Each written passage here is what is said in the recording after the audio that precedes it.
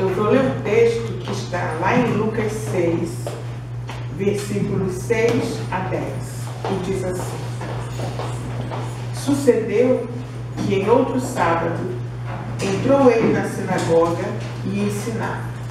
Ora, achava-se ali um homem cuja mão direita estava ressequida. Os escribas e os fariseus observavam, procurando ver se ele faria uma cura no sábado, a fim de acharem de que o acusar. Mas ele, conhecendo-lhes os pensamentos, disse ao homem da mão ressequida: Levanta-te e vem para o meio. E ele, levantando-se, permaneceu de pé. Então disse Jesus a eles: Que vos parece?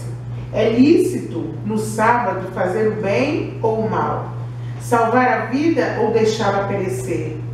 E fitando todos ao redor, disse ao homem: Estende a mão. Ele assim o fez, e a mão lhe foi restaurada. Jesus estava no templo. Jesus ensinava muito no templo. Jesus curava no templo. O templo é lugar de cura e lugar de salvação, lugar de bênção e de manifestação da glória de Deus. Muitos hoje não se importam muito em ir à casa de Deus e assistem as coisas pela internet, assistem a muitos cultos, mas isso não substitui a comunhão que nós temos quando nós louvamos a Deus e quando ouvimos a palavra junto, quando nós oramos juntos. Nada disso substitui. Do templo, nós nunca saímos como chegamos. No templo, há comida, há alimento para as nossas almas. E é muito bom estar no templo. Ir ao templo é juntar forças. A igreja é um lugar aglutinador de diferentes pessoas, onde as barreiras raciais caem, as barreiras sociais caem, as barreiras intelectuais também são quebradas, onde o negro, o branco, o homem, a mulher, a criança, o jovem, o adulto, o idoso, o rico, o pobre, o intelectual, o analfabeto, todos vivem juntos, se amam, se respeitam e louvam o mesmo Deus, o Pai que criou a todos nós. No templo é lugar em que Jesus rompe barreiras para alcançar aqueles que o buscam. E naquele dia, Jesus demonstrou mais uma vez que ele é a encarnação do poder, da graça e da misericórdia de Deus. Era um sábado, um dia de culto na sinagoga, e todos estavam reunidos para ouvir o sermão. O sábado era um dia que eles guardam até hoje, para o descanso, de acordo com a lei de Moisés. Eles não faziam nada neste dia. O sábado era o dia em que paravam o trabalho físico e começava a adoração ao Deus Criador. O dia de sábado é o dia de comunhão com Deus. O que para nós hoje é o domingo, pois é o dia em que paramos, que vamos ao culto em geral buscar a Deus com os irmãos. É claro que não somente nesse dia, mas o domingo é o dia em que a maioria das pessoas está de folga, então pode congregar. Para entendermos bem essa passagem, é preciso explicar o que representa o sábado para o povo judeu. Começando pelo livro de Gênesis, está escrito: Deus abençoou o sétimo dia e o santificou, pois nele descansou depois de toda a sua obra de criação. A Bíblia de Jerusalém, em uma nota de rodapé, informa que o sábado, ou o Shabá, é uma instituição divina. O próprio Deus descansou nesse dia. A guarda, a observância, o mandamento do sábado representava e ainda representa para o povo judeu uma ordem expressa a ser cumprida sem restrições. Lá em Êxodo 28:10 está escrito: lembra-te do dia de sábado para santificá-lo. Trabalharás durante 6 dias e farás toda a tua obra. O sétimo dia, porém, é o sábado de Yahvé teu Deus. Não farás nenhum trabalho, nem tu, nem teu filho, nem teu escravo, nem tua escrava, nem teu animal, nem o estrangeiro que está em tuas portas. E lá em 35:3 em Êxodo também diz assim: no dia de sábado não acendereis fogo em nenhuma de vossas casas. E 31:14 diz: observareis, pois, o sábado, porque é uma coisa santa para vós. Quem o profanar será castigado com a morte. Todo que realizar nele algum trabalho será retirado do meio do povo.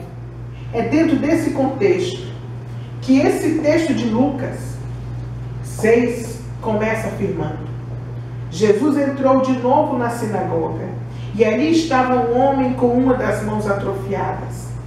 E o observavam para ver se o curaria no sábado, a fim de o acusar. Mas Jesus não era simplesmente um pregador, como eu e você somos. Ele não era um pregador que se encontrava ali, naquele lugar. Quem estava ali era o Senhor do sábado, o motivo pelo qual deveriam guardar o sábado. Mas as pessoas não sabiam disso. O dia era sábado. Aos olhos de Jesus, porém, havia algo muito mais importante do que a observância do preceito ou do dia de sábado. Naquela sinagoga havia um homem, como eu e você, triste, angustiado, que necessitava de cura. Um ser humano criado à imagem e semelhança de Deus, criado por amor e para amar, e a necessidade daquele homem estava acima de qualquer lei, de qualquer preceito, pois o ser humano é o alvo da misericórdia e do amor de Deus. Jesus entrou naquela sinagoga e começou a ensinar ao povo ali presente, e no meio da multidão estavam os religiosos. Eles não se interessavam pelos ensinamentos de Jesus, porque os religiosos, eles sempre acham que o seu conhecimento sobre Deus é muito maior do que o conhecimento dos outros. É por isso que eles achavam que sabiam mais acerca de Deus do que Jesus poderia saber. Na verdade, eles tinham medo da sabedoria e do conhecimento de Jesus, porque Jesus ensinava com autoridade. Lembram do livro de Eclesiastes? Aquele de quem Deus se agrada, Deus dá sabedoria, conhecimento e alegria. Jesus tinha uma sabedoria profunda, um conhecimento profundo, e não poderia ser diferente. Ele é o Filho de Deus. Uma das características dos escribas e fariseus é que eles não andavam atrás de Jesus para ouvir os seus ensinamentos. Eles estavam sempre à procura de algo que pudessem usar para incriminar Jesus junto aos governantes. Os escribas e fariseus observavam-no, procurando ver se ele faria aquela cura no sábado, a fim de achar algo para acusá-lo. Eles não se importavam com as pessoas. Eles não se importavam se alguém ali estava precisando de cura, de libertação, de ajuda emocional ou ajuda espiritual. Os religiosos são assim até hoje. Eles estão sempre prontos a tecer críticas e primam pela observância estrita da lei, mas não se importam com o sofrimento do ser humano. Mas Jesus é diferente. Jesus se importa com o que acontece conosco. Jesus se importa com o nosso sofrimento. Eles conviviam com Jesus diariamente, os escribas e fariseus. Mas eles não conheciam a Jesus. Também não queriam conhecê-lo, porque conhecer a Jesus significa estar aberto a mudanças. Conhecer a Jesus significa estar aberto a transformações. Conhecer a Jesus importa, e mais do que qualquer coisa, estar aberto a deixar que Ele seja Senhor das nossas vidas. E o senhorio de Jesus implica em submissão a Ele. Mas ali no meio dos escribas havia um homem que estava prestando atenção nas palavras de Jesus. Ele estava interessado nos ensinamentos de Jesus. Ele absorvia as palavras de Jesus sem nem prestar atenção aos críticos. Esse homem tinha uma das mãos ressequidas ou mirrada. Ou seja, ele tinha uma deficiência e ele tinha sede de Deus. E atenção, esse homem não estava ali por causa da cura. Porque se isso fosse verdade, ele teria se revelado a Jesus fora do templo, pedindo a sua cura, como era comum as pessoas fazerem quando Jesus caminhava pelas ruas. E ele não fez isso, ele estava ali dentro. Mas há um outro detalhe muito interessante nessa passagem sobre esse homem da mão mirrada. Um homem com defeito físico, de acordo com a lei de Moisés, ele não podia aproximar-se do altar. Diz assim, Levítico 21, versículos 18 a 21.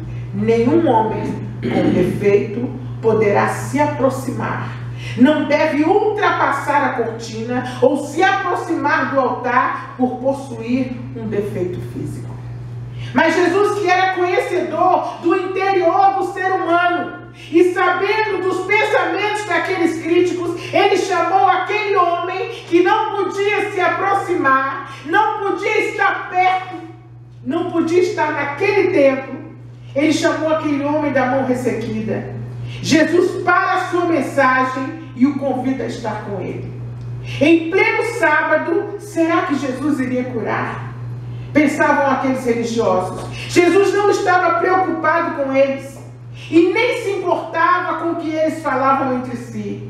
Não se importe com aqueles que só criticam. Não se importe com aqueles que não estendem a mão para você, mas só criticam. Não se importe com aqueles que dizem que nada vai dar certo, mas jamais movem uma palha para ajudar você numa dificuldade. Abertamente, Jesus continuava a agir. Jesus vê a nossa deficiência emocional, espiritual, física, e Ele está disposto a curá-la. Ele nos chama hoje a sermos curados por Ele. Ele nos chama a fim de que nos coloquemos de pé na presença dEle. Que nós não estejamos entristecidos ou envergonhados com qualquer coisa, porque Jesus está aqui hoje, está nos dizendo: coloque-se de pé na minha presença. Ele também não se importou com os religiosos. Ele sabia quem era aquele homem que ele chamava. Ele sabia que o poder que ele tinha, que apenas com uma palavra proferida, ele podia mudar a vida daquele homem.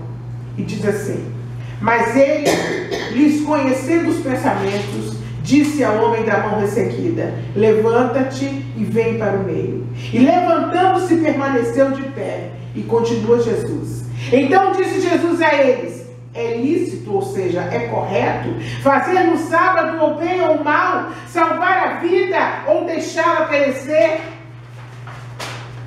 Jesus então olhou nos olhos daqueles religiosos, olhou com profundidade cada um deles. Ele queria uma resposta àquela pergunta que ele fazia, mas a resposta não veio. E a palavra de Deus diz que fez-se silêncio. Há certas coisas que Jesus faz nas nossas vidas que nós não temos nem como dizer. Há certas coisas, há certas manifestações dele em nossas vidas que nós não temos palavras para descrever. Não havia resposta para aquela pergunta tão simples, mas com muita profundidade religiosa, e ia além do que aqueles homens conheciam da lei divina. Afinal, é certo ou não curar aquele homem? Será que pelo fato de ser sábado, deveriam deixá-lo voltar para casa sem a cura, voltar da mesma forma que ele chegou ali? Seria justo despedi-lo sem oferecer a ele a oportunidade de receber uma cura definitiva? A cura de Jesus é definitiva.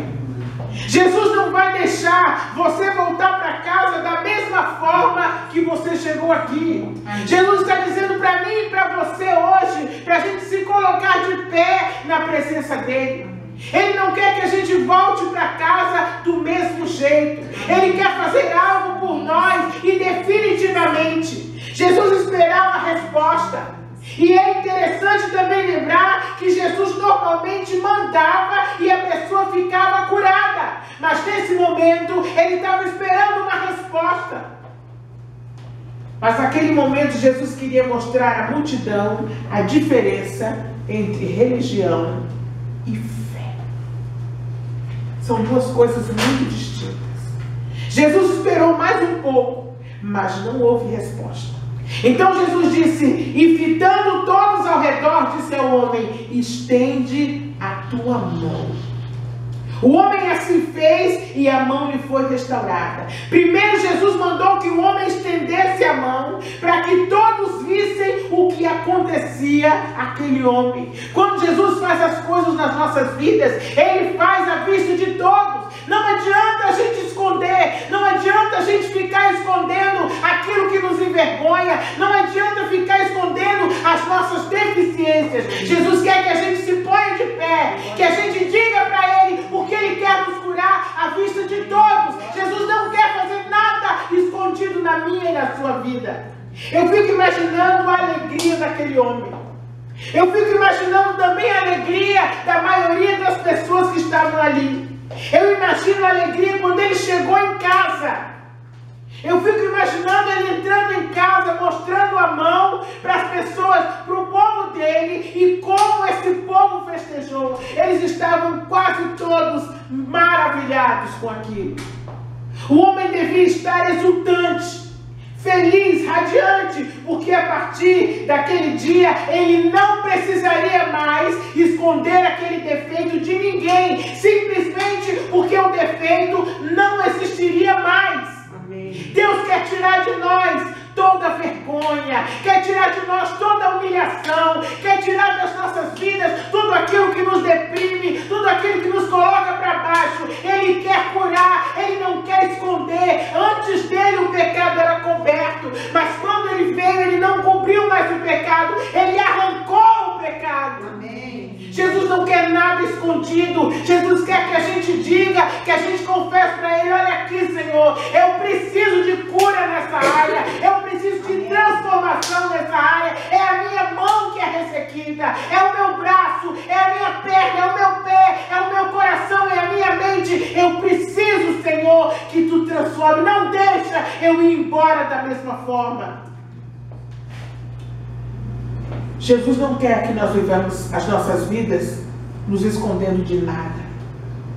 Ele nos chama, Ele nos ordena que nós nos coloquemos de pé na presença dEle, a fim de que Ele faça um milagre à vista de todos. Mas nem todos estavam contentes naquele lugar. Os religiosos estavam furiosos com Jesus.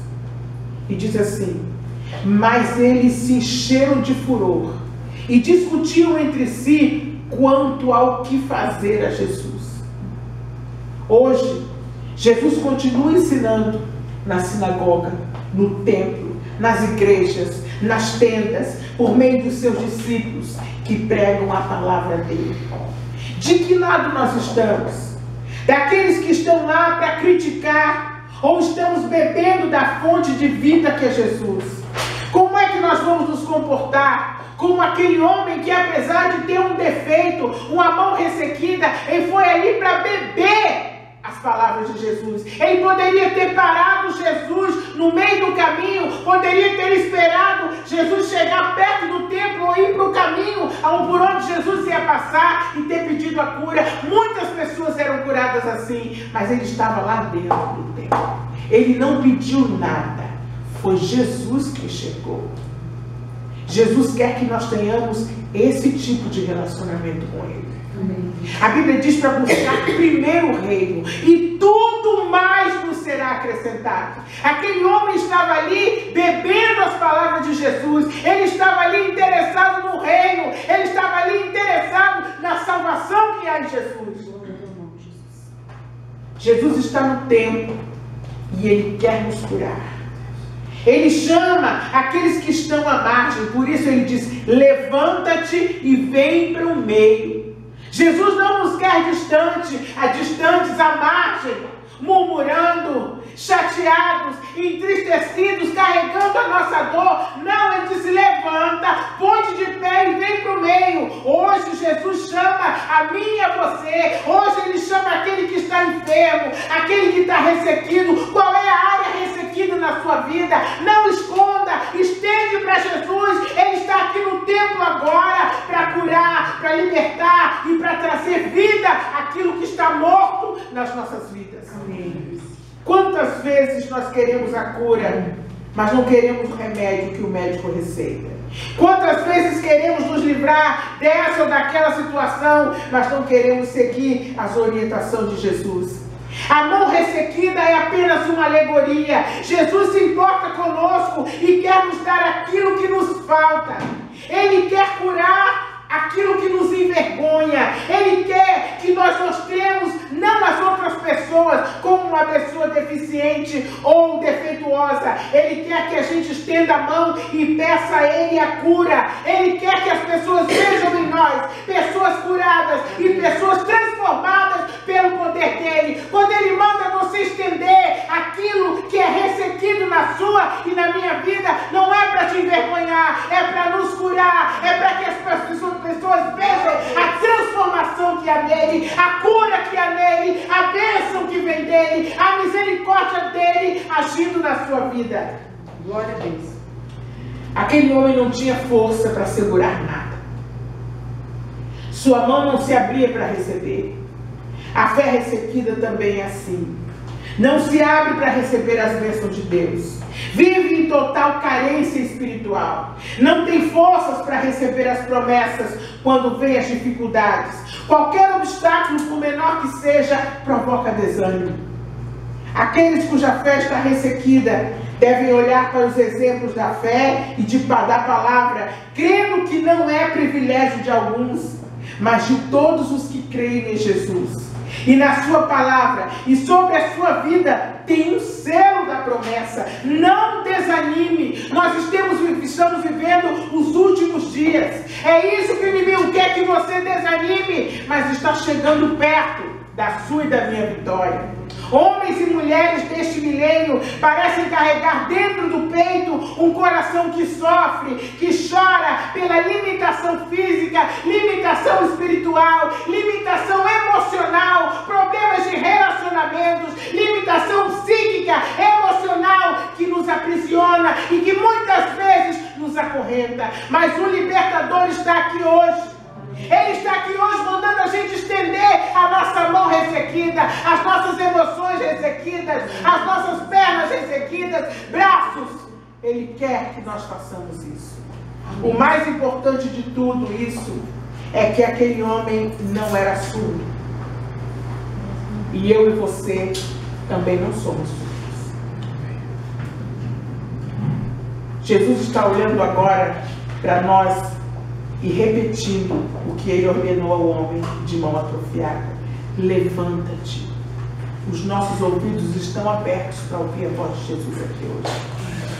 Nós podemos ter alguns defeitos emocionais, nós podemos ter alguma coisa ressequida dentro de nós, mas os nossos ouvidos, eles podem ouvir a voz de Jesus agora: levanta-te. Levanta-te. Ouça a voz dele dizendo para mim e para você hoje: levanta-te, estende a tua mão, diga o que é que te atormenta, porque ele quer curar à vista de todos. Ele quer transformar essa nossa deficiência em bênção, em poder. Que o Senhor nos abençoe nessa noite. Amém. Que nenhum de nós saia daqui como entrou. Jesus querido, obrigada, Senhor, por tudo que tu fazes por nós. Glória a Deus. Obrigada por tua misericórdia sobre nossas vidas, Pai. Obrigada, Jesus, porque mais uma vez tu mostras, Senhor, que tu não queres que nós continuemos, Senhor, com partes de nossas vidas mirradas, Senhor. Tu queres a cura total para nós, Senhor. Temos que nos colocar de pé, apresentar aquilo, Senhor, que nos entristece, que nos envergonha, que muitas vezes nos faz andar para trás.